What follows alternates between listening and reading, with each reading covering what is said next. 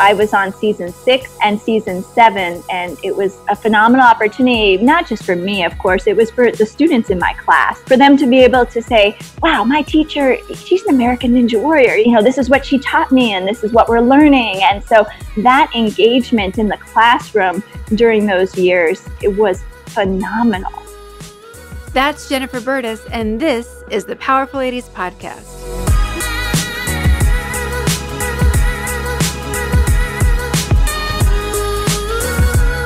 Hey guys, I'm your host, Kara Duffy, and this is the Powerful Ladies Podcast, where I invite my favorite humans, the awesome, the up to something, and the extraordinary to come and share their story.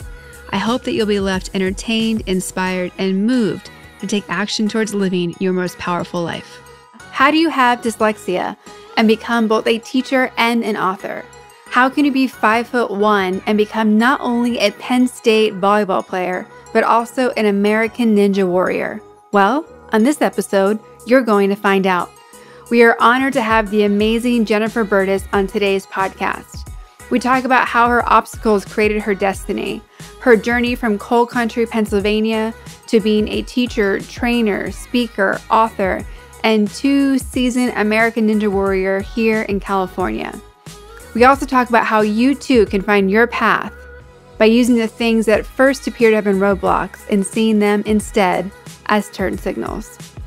All that and so much more coming up, but first, if you're interested in discovering what possibilities and businesses are available for you to create and to live your most fulfilling life, please visit thepowerfulladies.com/coaching and sign up for a free coaching consultation with me. There is no reason to wait another day to not be living your best life, when you instead could be running at full speed towards your wildest dreams today.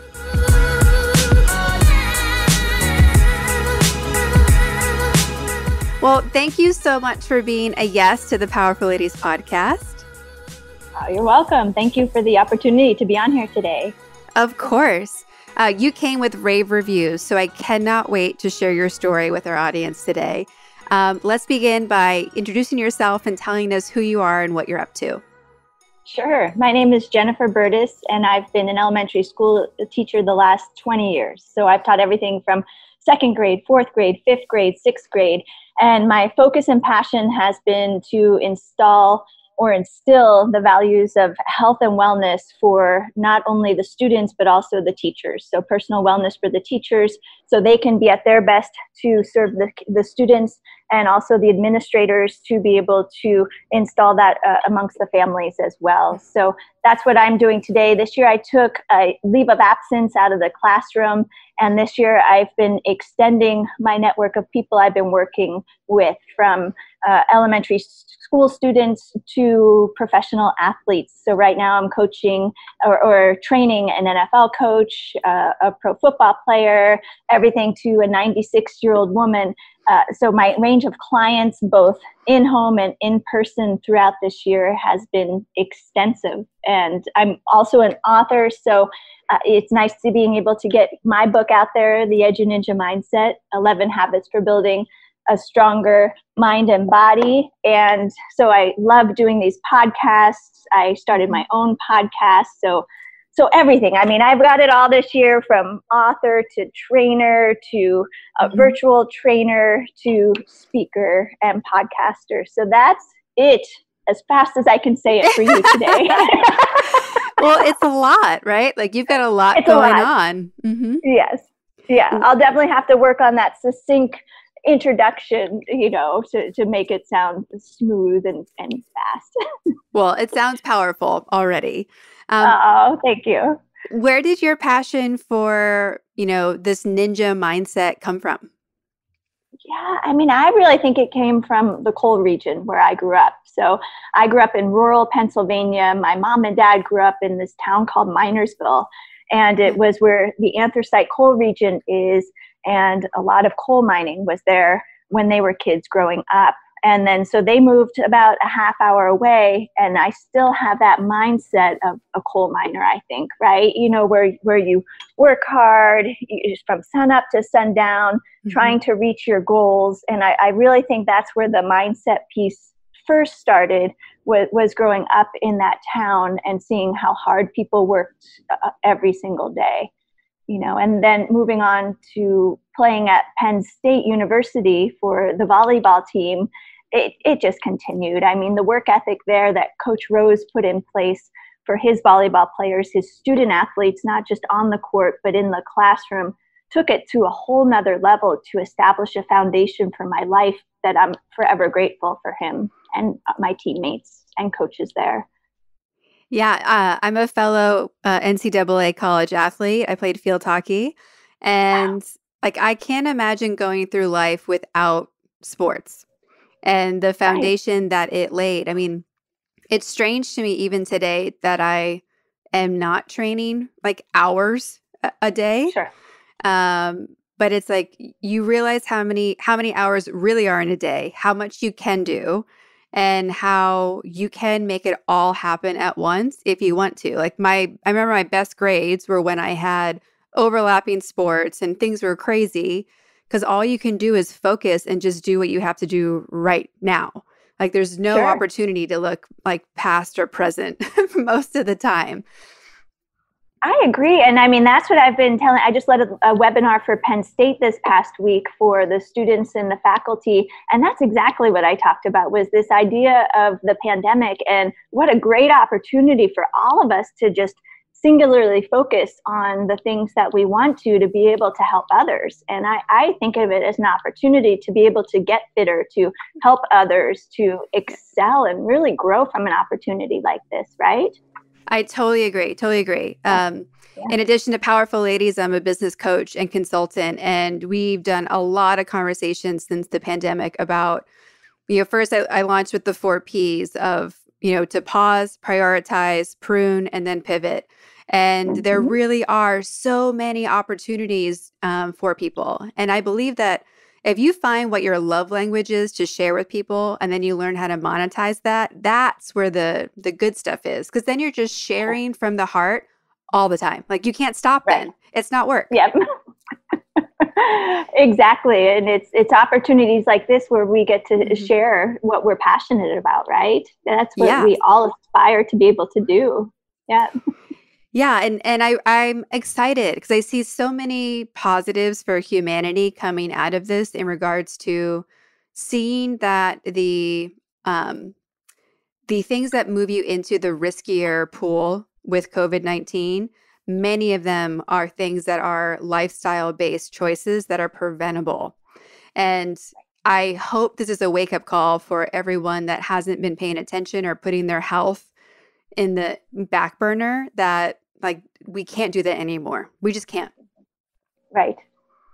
Yeah. In all areas of our life, right? I mean, we have to be able, it's a great time to be able to develop these tools. And then when we start going back to maybe a more traditional lifestyle, that we're able to incorporate some of the things we've learned during this time, everything from technology to health to the connections we're building.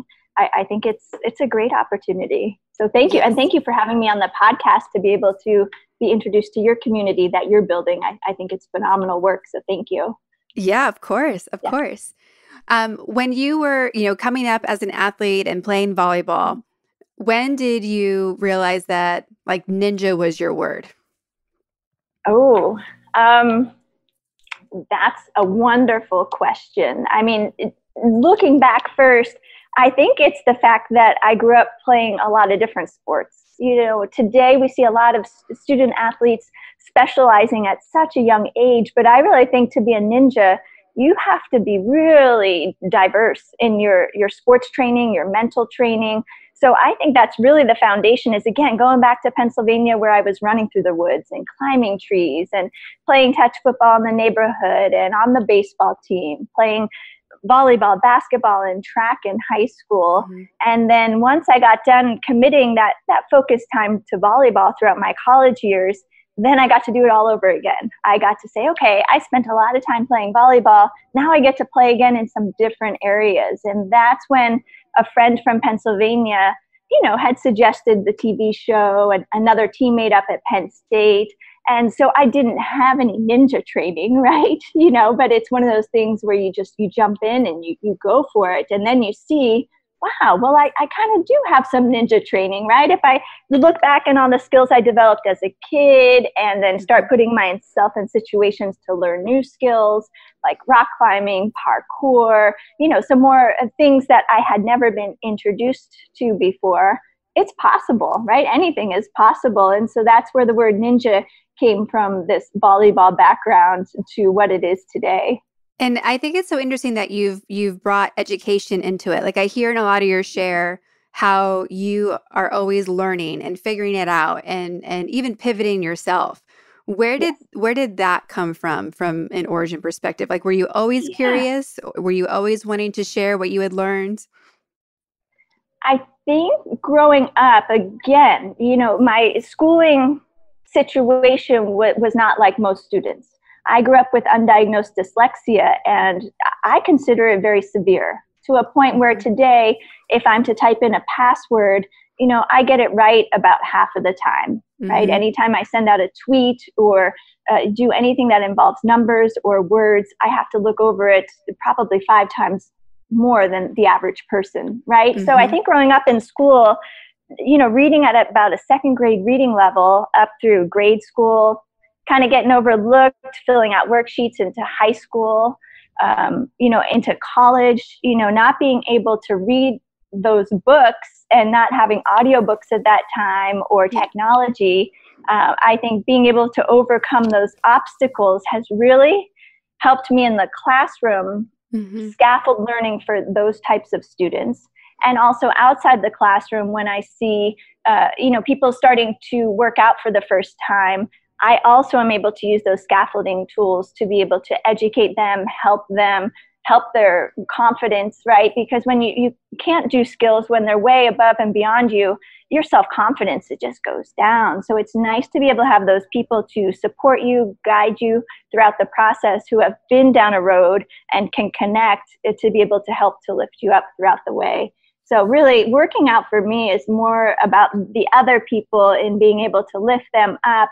And so situations like this is what makes me happy. When I see my 3 o'clock Zoom workout group and I get to connect with them and see their smiles and say, hey, this is how much better I got over 4 weeks. I can't wait for the next month. That's what drives me. That's what motivates me. No. I think we're cut from the same cloth in that perspective of just loving seeing other people like progress and get to that place of confidence. Because I think so often there's a misconstrued idea of how you gain confidence and how people just have it or they don't. And I don't think that people realize that you can't get confidence until you've gone through that hero's journey, gone through the hurdle. Sure. Like it has to be scary and hard before the confidence shows up. And we get so timid sometimes, especially as adults, to try new things or to stretch in different places. And to me, that's the most fun. I agree. I absolutely agree. And so a lot of times when I go out and speak to people, I show the dichotomy of where I was and where I am, right? So like at 5'1", you wouldn't think of me as a volleyball player, right? So I go through that story of the dichotomy of being 5'1" and fighting for a starting position on the volleyball team throughout my time at Penn State. Then you see me as, again, 5'1" female trying to crush a Ninja Warrior course at, I was like 40 something years old trying to crush that. So you see these dichotomies of someone who is dyslexic or has dyslexia and writes a book or is an introvert and gets up and speaks. Sometimes they don't see the trials and tribulations or the mishaps that go along the way. Sometimes they just see that end result. So I love that you brought that up about going through that hero's journey to be able to continually fail and take that as an opportunity to build and grow and do it all over again, right? Yeah.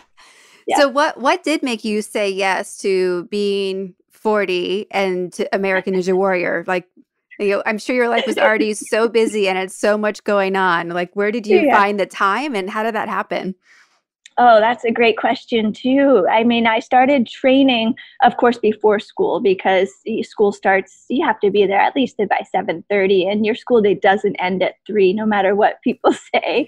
And students need you during their lunch periods. So it is something that I started incorporating into my school day, which authentically led to having the students join me on my journey. So it was really fun to be able to come into the classroom and say, hey guys, I woke up at 4:30 today and I already got a good hour and a half workout in before school. And let's start doing brain breaks in the classroom where we have a stability ball we sit on instead of the regular chairs in our classroom. And this transition between math and science, we do, 10 bicep curls with the stability ball, or we go down. And so I was teaching them lifelong skills of being able to take those brain breaks, to be able to release endorphins and help with their focus. And I noticed in the classroom, it really helped with focus and classroom management skills, lifelong skills as an individual that they can take on and use forever.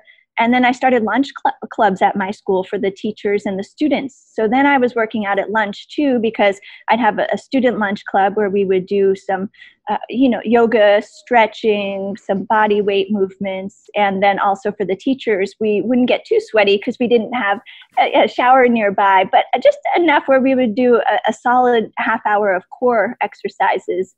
And then I also led a 30-day challenge the last 5 years for teachers nationally. And so for that challenge, I make workout videos 30 days of the challenge and post them on social media.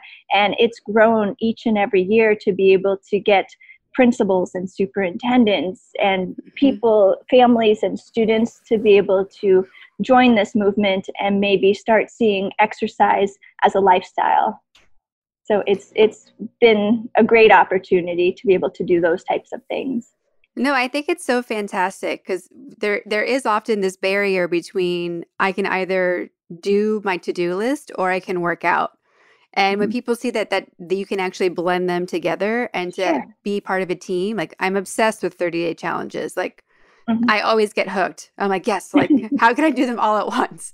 But I love that you're extending it out to that educational group because as you mentioned, the endorphins and all the positive internal mechanisms that happen mentally from working out, having a fitness routine, like just like nurses, like our teachers need it more than anyone else. Like I wish education or the teaching system was valued more in the US as it is in other places because nothing else works without it.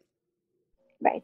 And we need those people. Like they're not front lines like they are in the hospital right now, but they are front lines in what's happening to the future.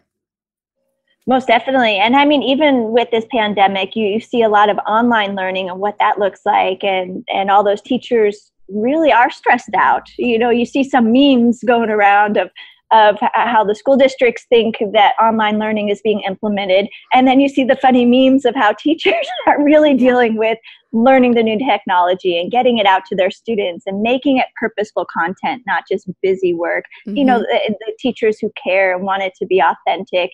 And so there's a learning curve there. So now more than ever, they definitely need those skills to be able to say, okay, this is my hour. I'm going to go work out. Then I'm going to come back to this new type of learning. So I agree. It's another great opportunity for them to implement these skills. Did someone reach out to you for American Ninja Warrior or did you reach out to them?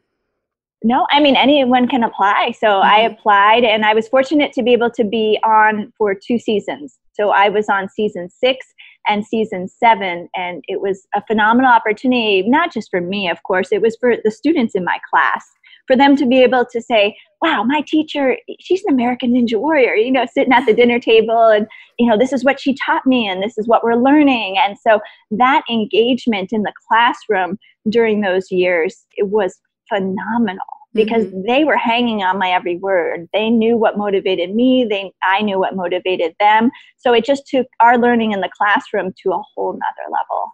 Well, I can't imagine as well the support you had from the community, right? Like for you to be what's bringing a family together in the evenings, or like suddenly you are their evening and daytime motivation. That must have been a very cool experience for you.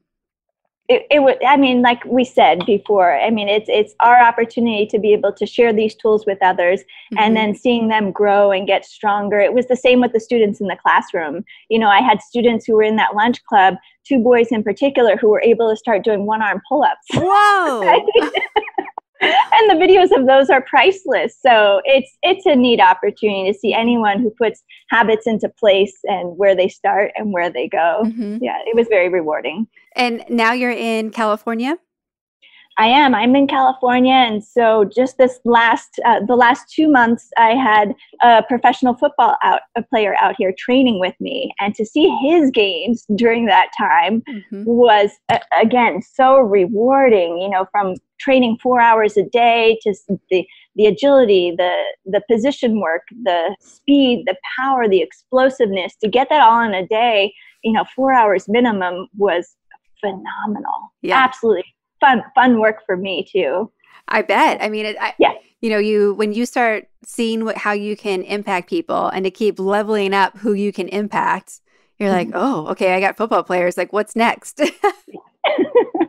Yeah. And again, like going over to my new friend Wanda's house and being able to see someone at 96 years old crush workouts and, you know, just be so happy to see me and happy to learn new exercises into her routine. It's that realm of people that make it worthwhile, that range of people, right? Yes. Yes. So I would love to know, how did you go from Cole, Pennsylvania to California?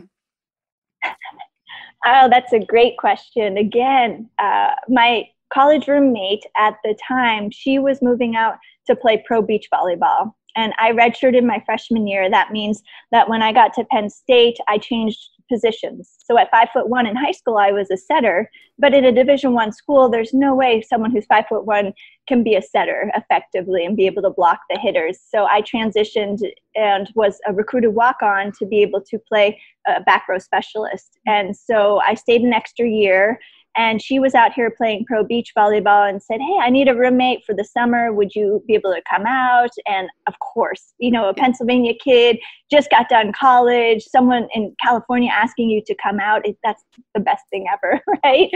So I, you know, flew out and said, this is for me. I love the lifestyle. I love being able to train all year round. Everyone's so fun and healthy. And yes, the groceries are a little bit more expensive. That milk is a little bit more, but I'm going to stay. And so I've been out here for 20 years now.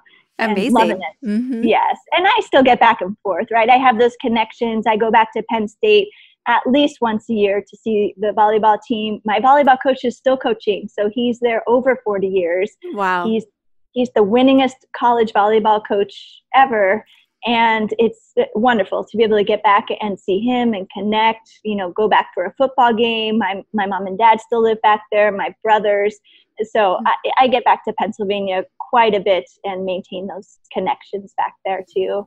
Yeah, love it. Love it. We spent a lot of time growing up. We moved a lot, but we were in Bucks County, Pennsylvania, outside of Philly for a while. And then also outside of Allentown.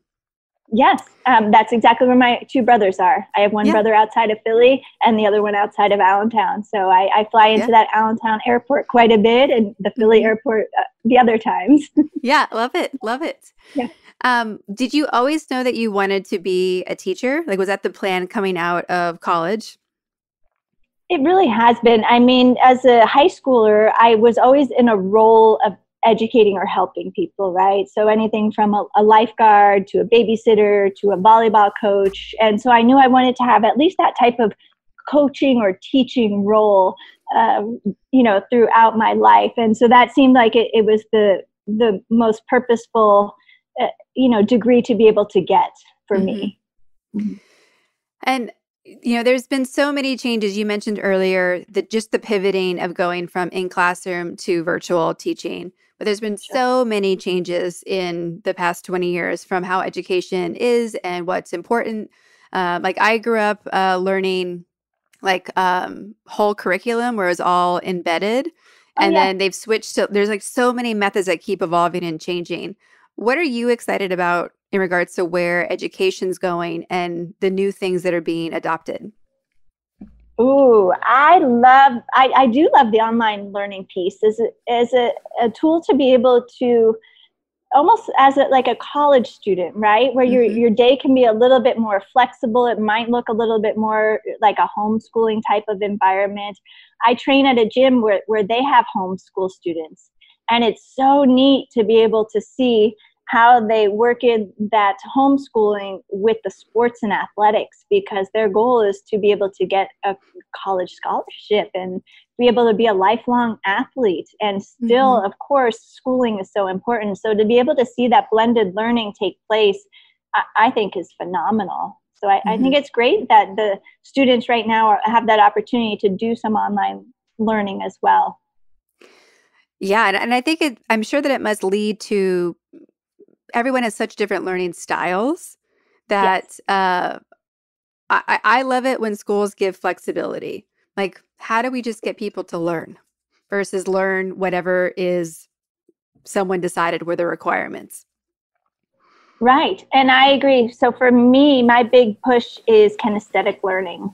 So as a student who really had difficulties reading throughout my childhood and writing, the kinesthetic opportunities were the ones where I thrived. And even in my book, I talk about, or when I talk to people, I always go back to Mr. Kulik. He's my 7th grade, well, actually 5th, 6th, 7th, and 8th grade science teacher, basketball coach, and volleyball coach. He did it all during that time.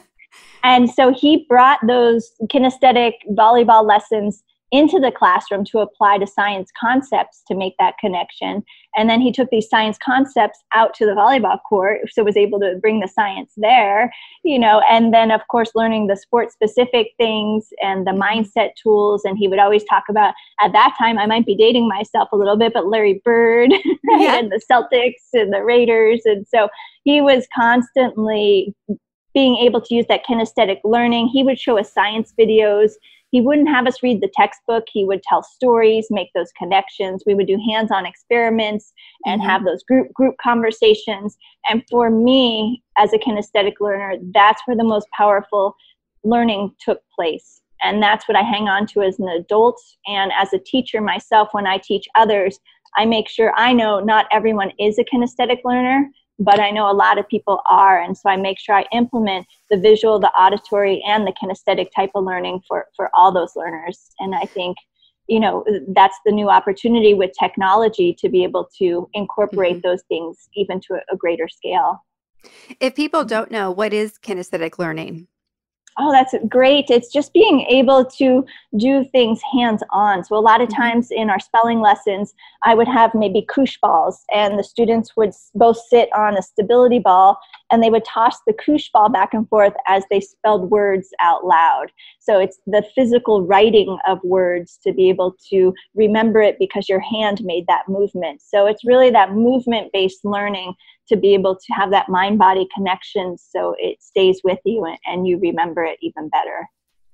Yeah, one of my favorite habits is when I'm feeling stuck or sluggish or unmotivated, going and just taking a walk and not listening to anything, not doing anything. But I always bring a little notebook and pen because that's when all the stuff comes back. And I'll just take my dog and just go. And within 20 minutes, there's like too much to like write down. I have to usually run home and be like, okay, we're ready to go now. And it's fascinating to me how important that is and how often there is no movement with learning in a traditional setting. So I'm so glad that you're bringing that in and it's becoming a method. I also am totally obsessed with the outdoor schools they have in most of the Nordic countries. A good friend of mine is starting one in Southern California, and it's going to be called the Whale Academy. But I love like how, a friend of mine that moved to Sweden, her son knows more tree species than she's ever known because like they just walk and point and like learn them all. And she's like, I can't, like now he's teaching me and he's in preschool. Right.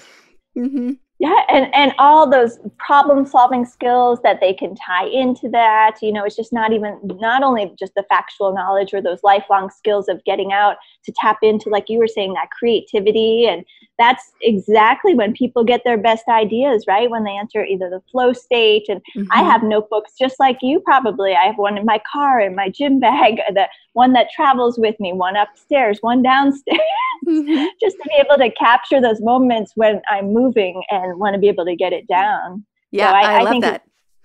And I love that your friend is starting an outdoor school. That would have been so fun as a student for me to be able to go to a school like that. So I'm glad there's an opportunity for students to be able to experience something like that.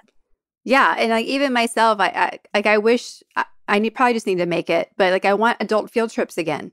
Like I hear about adult like outdoor school. I'm like, I want to go. Do we have an outdoor school for grownups on Saturdays or something? Like how this sounds way too fun. Like, I love it. Yeah.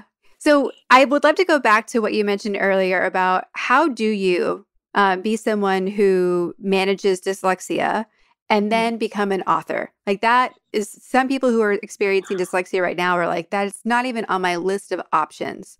So how did that whole process start? How did you, what did you do differently that made it happen? Yeah, it's really those mentors in my life that helped to push me to another level, because at the time I was being asked to go to Nebraska to speak to 6 different schools, get up on stage, lead an hour keynote speaking interactive event before the kickoff of the school year. And I was the type of person who in my speech class at Penn State took the summer option because I knew there would only be 5 students in that speech class, right? So, here's me who never would raise my hand at a staff meeting, who was scared because of my past of dyslexia, not being able to read what the other students were supposed to be able to talk about in these group sessions. I always had to learn how to sit back and be quiet because I didn't know what the other students read or were learning. And so I relied on just their conversations about it for me to learn. So not having these speaking skills was at Nebraska, a superintendent saying, you can do this. We want to learn from you. Think about sharing your stories and then tuck in the learning that you have to teach us. He said, really look at it as sharing stories. And so I took that first step to fly to Nebraska and do that first speech. And, just seeing how grateful the people were in the audience. I had one person cry, and that person came up to me and said, I too struggled with dyslexia my whole life. And he made the connection saying people would call me stupid and that I would never get to this point in my life. And so he said it was just a great connection piece for you to share those, one, to have the courage to share those things, and 2, to be able to see where you're going and how you continue to put yourself in these situations. And so it was from there that I had all this information and said, what do I do with it now? Because my first draft to that superintendent was just hardcore facts. And he said, and he pushed me and said, anyone can give those facts. He's like, we're hiring you. We want your stories. We want you to come teach us. And I tried to pitch the same thing to my my publisher and saying, here's all these facts I learned, I practiced, I have now. How about we just write a book like this? And they're like, we like you, but anyone could tell us those facts. They're like, we want your personal stories. And so again, it was my publishers again who leveled me up and said, no, go sit down, write these, do heart openings, share stories where you struggled. And so that's another hurdle I was able to overcome. And that was not easy with dyslexia. I don't know if you know, but just being able to sequence things and organize it, I had so much repetition in the different chapters. And I am so grateful. I think everyone should write a book. I think it's phenomenal for you to dig into yourself and to really see what matters to you and how you present it to people. And then I'm so glad I didn't get a ghostwriter, or I'm so glad that my editors didn't change things. They just looked at the punctuation for the most part and cleaned up certain things. But that's where the power and the learning really took place for me. And I do get that question, would you write a book again? And I know the undertaking it took for me it's going to have to be a very special book for me to go through that, because obviously these other avenues, are easier for me. And we always take the path of least resistance to go down the other ones and build it. So I'm not closing off the path to writing another book. But right now I'm just going down some other paths right now. No, completely, right? Like you've been able to check that off your bucket list. So Yes. I'm sure there's so many other things that you have that you're excited about that are just not letting the book get too high on the priority list. Yeah. Right. And I'll always keep a notepad there to be able to write things down and get to that. Yes. Did the speaking engagements and the book and did all of that, like outside of the classroom possibilities for you, did those come directly from being an American Ninja Warrior, or were they starting already? I think they were really starting already. I mean, at least the speaking opportunities I was getting was more for me being that college athlete, So in Nebraska, they have a strong following. That was the hardest place for us to play volleyball, by the way. When we would fly to Nebraska every year, they were our biggest competitors, a sea of red in the Coliseum that was sold out and cheering. They even had 2 mascots. And so they are such fanatical college athlete fans, and so are Pennsylvanians, that's where I find I really connect with, or people who call me and want me to speak. Last summer, I spoke at the inaugural Gold Women's Leadership Conference at Penn State University through the College of Education. And so it's really that connection, and then leading this last webinar and continuing to build that relationship with those colleges. I think it's the college athlete, and you could speak to that. I really think that's what, for me anyway, that's what people connect to the most. When you look back at 8-year-old you, would she have ever imagined what you're doing today? Like being an author, being on a TV show, being, training football players, being a teacher, being a speaker. Like you look at what you've created, and would anyone, including yourself, have predicted that? No way. No way. I mean, because I look at myself as a volleyball player at 8 years old. We didn't even have a gymnasium at our school.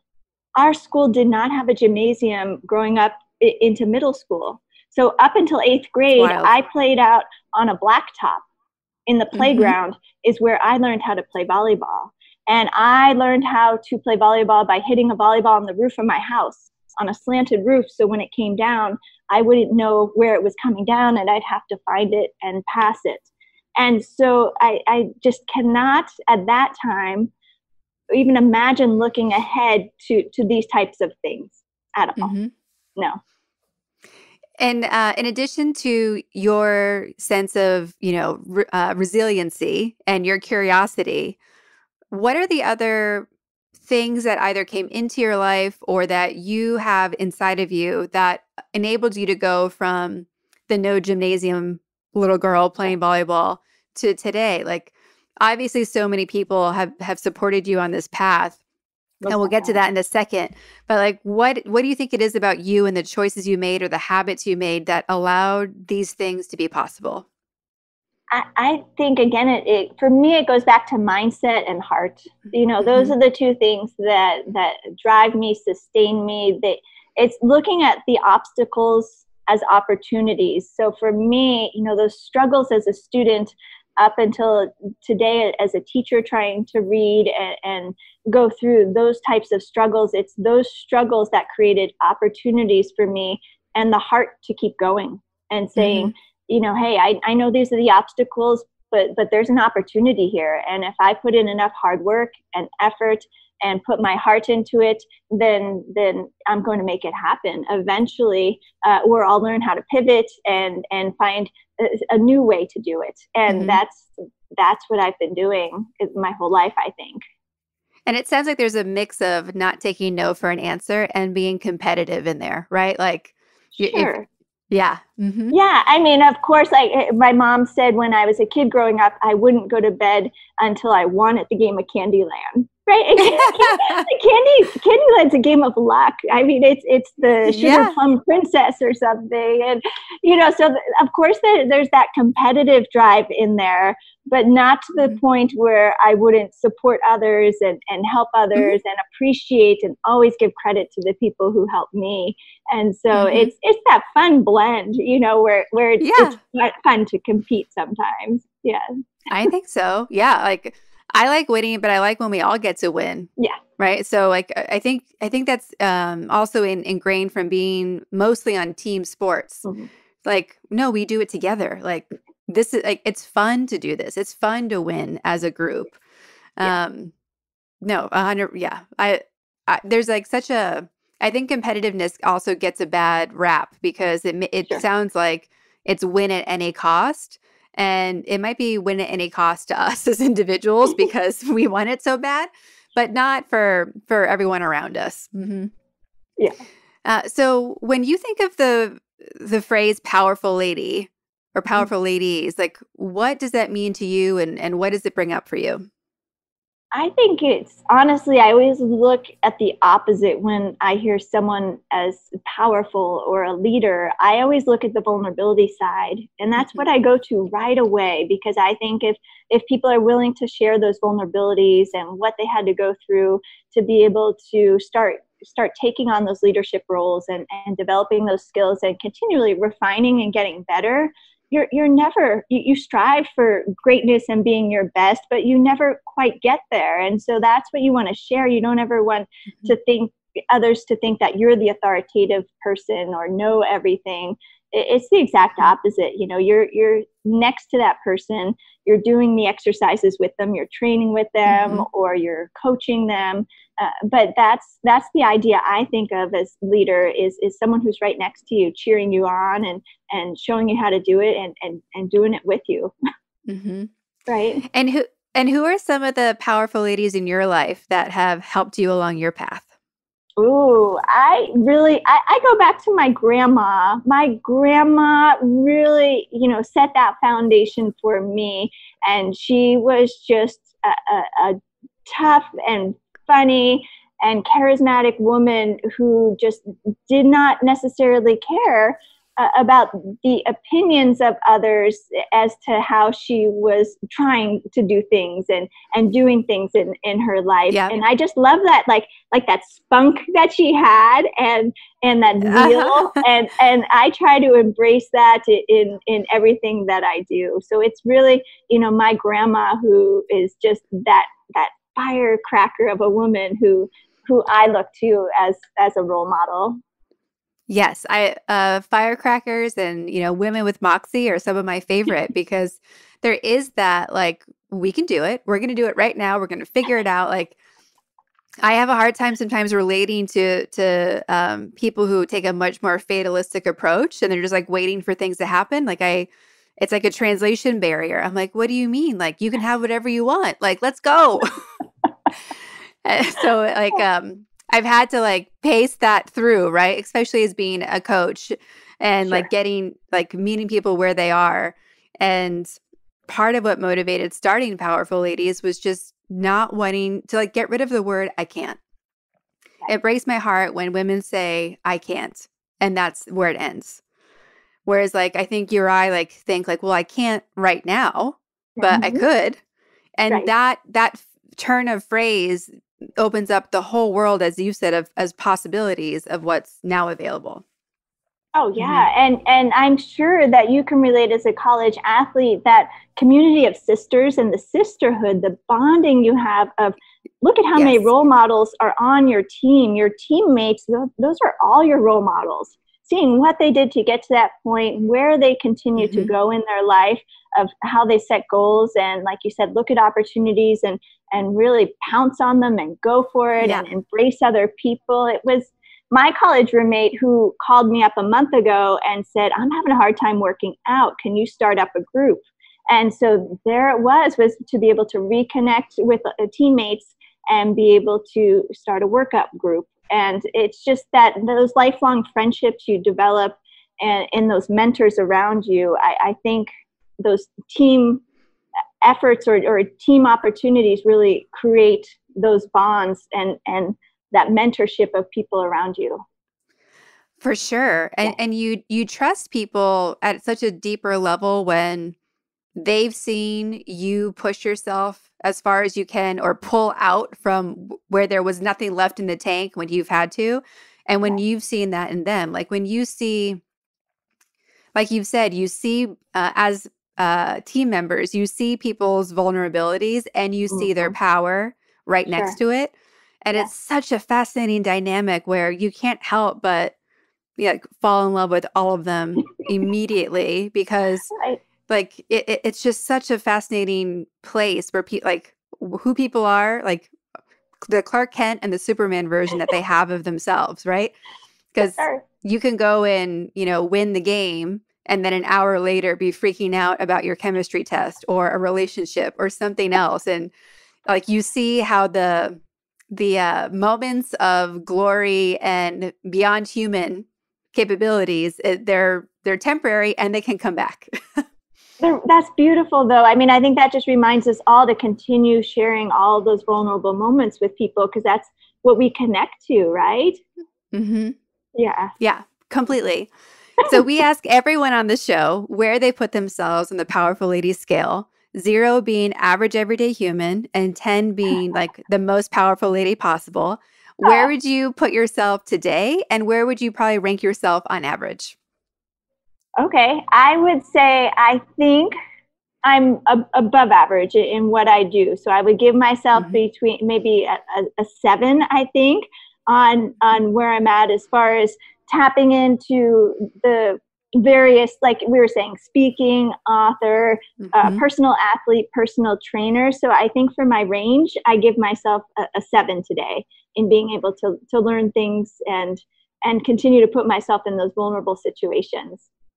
And then was the second one where I see myself? Well, you can be where you see yourself, but we ask where would you put yourself on average, like on a regular day? Oh, on average. On a regular day, I think it's the same thing. I mean, well, maybe even a little bit higher, maybe an 8 every day. I mean, I love it. As far like just looking at it from like a hardworking standpoint, is in putting in the hard work and the hours that are purposeful and thoughtful. That's where I give it to myself is okay. I'm hardworking. I'll put in the time and effort, and so there's still a lot of room for growth in refining and getting faster and more efficient at these things. But that's why I'm giving myself an 8 there. Yeah, for the hard work, the effort, an 8 for effort. Well, I would love to know, I have a couple of specific questions. The first is, like, what does your day really look like? Like, what does hard work look like for you? And how much of your time are you putting into fitness and training for yourself? You got it. And that totally changes, right? And I'm okay with that. So one, I think it's for me to be okay with knowing that my body changes very quickly with the type of training that I do and the amount of hours I put in. And I'm happy at any phase of that, right? And so I think that's the very first important message I want to share with people is having that self-confidence in knowing that. As long as you're doing, an hour a day to stay healthy and maintain heart health, and I think that's phenomenal. So right now that I'm focusing on my business. And so I'm really working on my website, building out the best, most creative workouts I can for that 3:00 Zoom time and my one-on-one virtual clients. That's where all my time and energy is going right now. And then my workout is 1 hour a day with that group. That's what I'm doing right now. And that's what I'm giving myself. Whereas maybe a month and a half ago, I personally was working out 4 hours a day with that pro football player where I was running the hill sprints. I was running stairs. We were doing sled pushes. And so those 4 hours a day of my training looked very different because it was performance-based and power-based. And so it really is a range of the time of year. And I think it's just learning how to be okay with that is what it means to be a well-rounded person and an athlete trying to help other people rise up. Yeah, perfect. Are there other habits that you have that really allow you to be at your best self, like going to bed at a certain time, waking up a certain time, eating or not drinking something? I most definitely believe that all those things play into being at your best each and every day. So, I think reflection is a huge piece of that. So when you wake up and then when you go to bed is reflecting back and say, hey, how did I do today on all those things, right? Going to bed on time, drinking enough water, taking these movement breaks. If you're so singularly focused on business or the next book or whatever it is, I think it's just really, it's the reflection piece of looking back and say, hey, how did I do today? What can I do better tomorrow? No, great. And then being someone who has always wanted to be able to do pull-ups and has never been able to do it well yet, what are your tips for being able to do incredible pull-ups? Oh, I love that question too. I have a strength group starting in June, and that's what it is. It's a pull-up group. It's because a lot of times in these Zoom workouts, a lot of people are okay with doing the light dumbbell work or doing the high intensity interval training and the other type of lifting, but it's the pull-ups that people get really intimidated about and don't know where to start because, again, they only see that final end result of people cranking out tons of pull-ups. So my advice is to, one, join an accountability group to be able to do, like anything else in your life, just a little bit each day to progress and grow. But it's surrounding yourself with those other people who are doing it. So so you're accountable for that growth each and every day. Love it. And then as you've been pivoting from educator into entrepreneur, what's changing? What other habits are you adding? Like, what are you doing to become the best business person that you can? Wow, I'm learning so much. And so again, like it's going through these failures. If you look at my Instagram, I know a lot of marketing people look at it, and when we have these conversations, they say it differently, but it's kind of a hot mess. in that I have so many good pieces of content, but it's just thrown in there. And from a marketing standpoint, they're like, but this one is overriding this one. And they're like, it's great content, but you have to space it out, make it aesthetically look good. And so I'm honestly learning those types of tools of the marketing, the designing, the editing of videos, putting it together with the best music, being able to make my Zoom workouts better by getting better technology equipment and meeting with people who are doing these things. And it's my growth as an entrepreneur to be able to improve the technology and my social media skills and the marketing skills. So those are the things that I'm developing during this time. Yeah. No, it's such an amazing time, I think, for anyone that's ready to take on like creating their own professional path, because there is so much opportunity virtually, digitally. There's so like never before is it easier to learn something, and never before do we need people to be sharing what they know with the rest of us. So it's like it's prime for all of those things. When you look at what's next for you and like what you're getting motivated by, who are people that you see out there that you either feel that you're like chasing to pull some of their best practices in, or like getting ready to be like, I can do that and I can maybe do it better?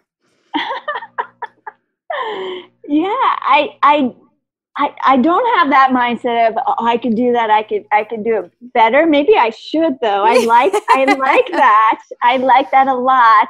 And so I really look at this idea of coaching. So being able to take this idea of educator in the classroom and being able to coach these athletes for performance. So I really want to start building my crew of people that want to perform at a really high level athletically and start grooming those types of players.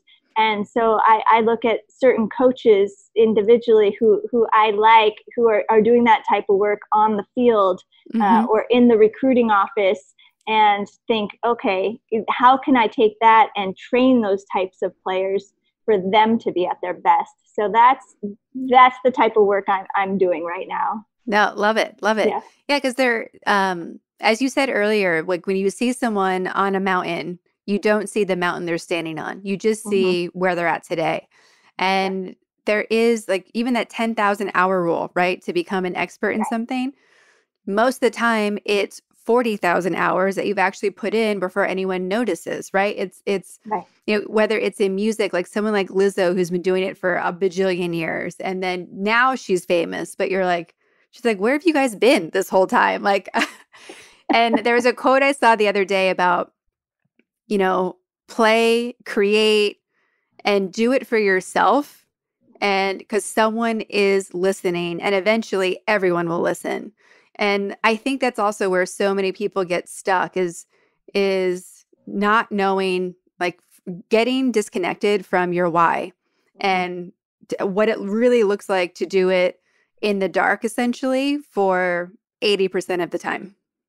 Sure. I love that quote, by the way. Maybe you could send that to me because I think that's beautiful for everyone to think about every day, because I think that thought comes into people's heads sometimes daily, right? Of like, man, I've been doing the same thing over and over again because we need to get better. Look at like pro basketball players who practice layups and those basic skills, and they're already at the top of their game. So of course we're going to have to wake up and do the same things over and over again if we expect to get better. So I think it's just the way that you said it, and having that maybe on your computer or somewhere where it's almost like a self-fulfilling prophecy or mantra that you say to yourself, like the way you use self-talk of like, hey, it's okay. Like you're doing your best. Your best is good enough, and you'll continue to do the best. So it is okay, right? It is. Like, and people often ask me the definition of powerful ladies, and I'm like, it doesn't mean that you've succeeded yet. It just means that you keep going. You keep getting up. Like, the opposite is like falling down and being like, that's good. Like, I'll just stay. And it's like, they're like, no, personally, I think there's just too many fun things and too many amazing people to see and do and talk to and interact with. That curiosity is so important for keeping momentum for yourself. Most definitely. And I'm sure that you are so motivated by all the guests that you get to interact with and question and learn from and share your insights with them to help them grow, that I just think it's such a synergistic opportunity to be able to lead the podcast and learn from them and share what you've learned. I think it's phenomenal. Completely. Yeah. And what I didn't expect through the evolution of Powerful Ladies, because now we have an online community, the Thrive Collective, and we're bringing a lot more of the business coaching elements in to make sure people have whatever tool they're looking for to keep leveling up. And I never expected to feel the good pressure I feel to keep delivering for the women in the Powerful Ladies universe. Like, that's my number one driving motivator, is knowing that there's someone out there who needs something and doesn't have it right now, and we can give it to them. Or if it's not something that we're creating with Powerful Ladies, like, who do we bring in to teach it? Who do we have on the podcast to share that element? And yeah, like, again, it all comes back to that, just getting heartbroken about seeing how many people think it's not possible for them.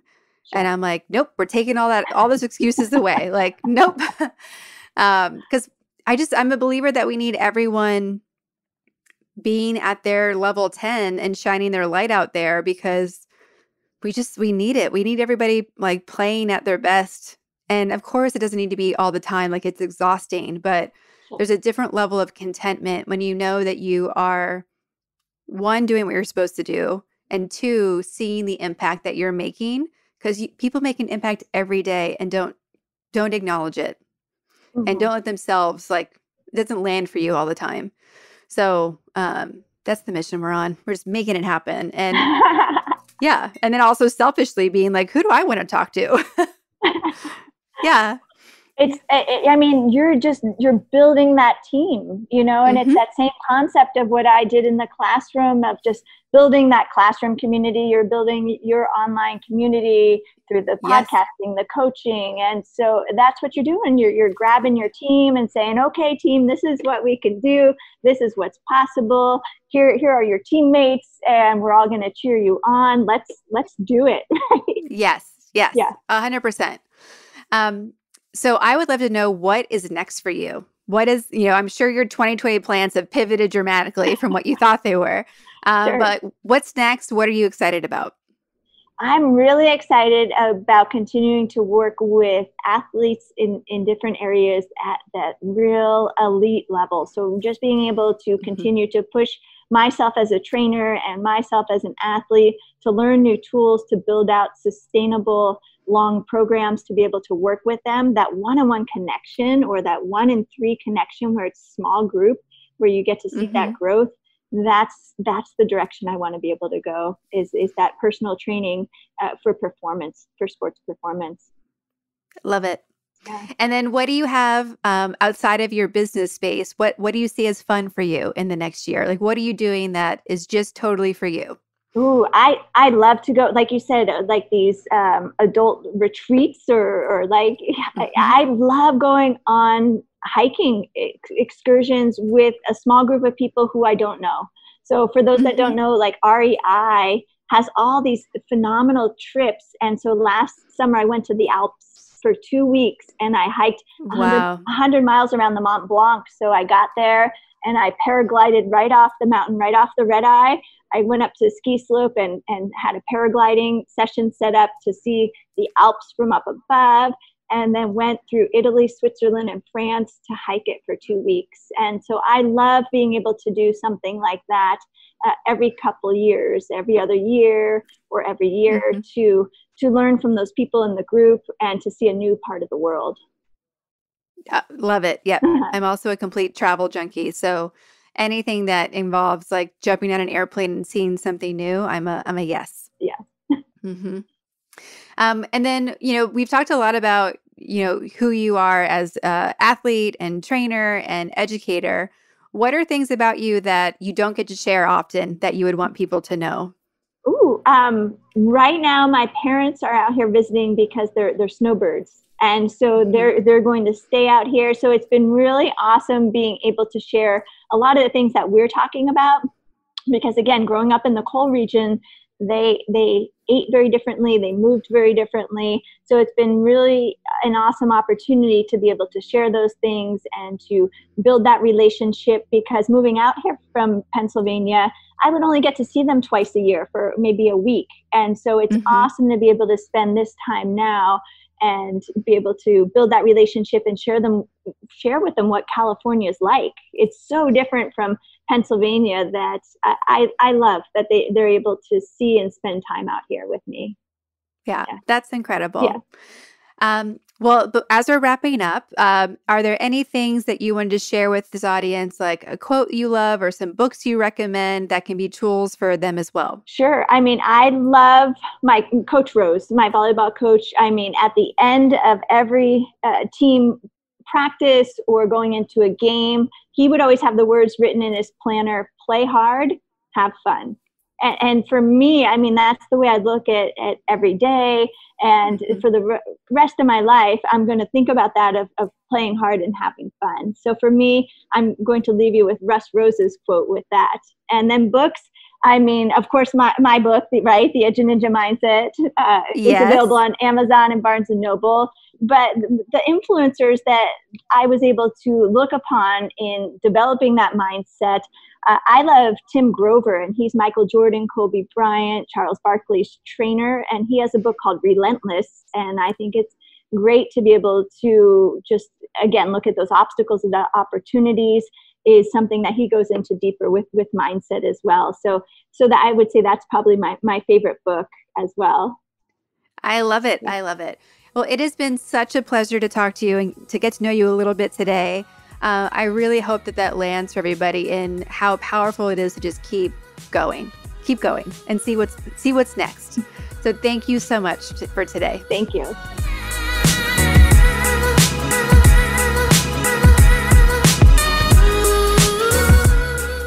Do you also have a new badass boss lady girl crush? I am so inspired following this episode. Taking on pull-ups, traveling again as soon as possible, and just remembering that life is made for us. So let's make it exactly what we want with as much as we can control that. I didn't realize how much I was missing the athlete side of me and how much the athlete mindset is such a foundation for everything I've created in my life.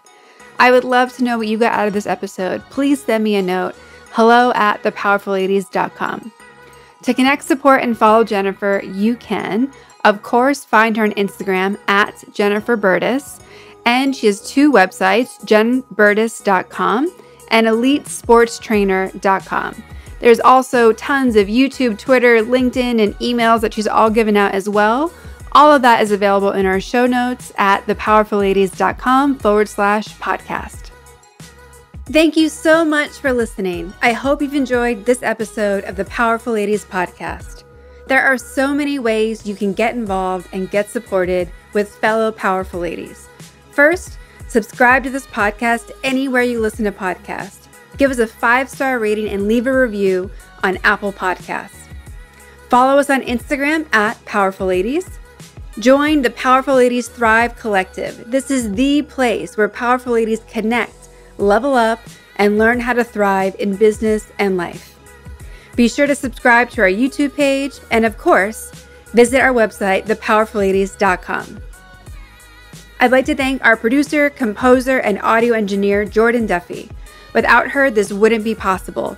You can follow her on Instagram at Jordan K. Duffy.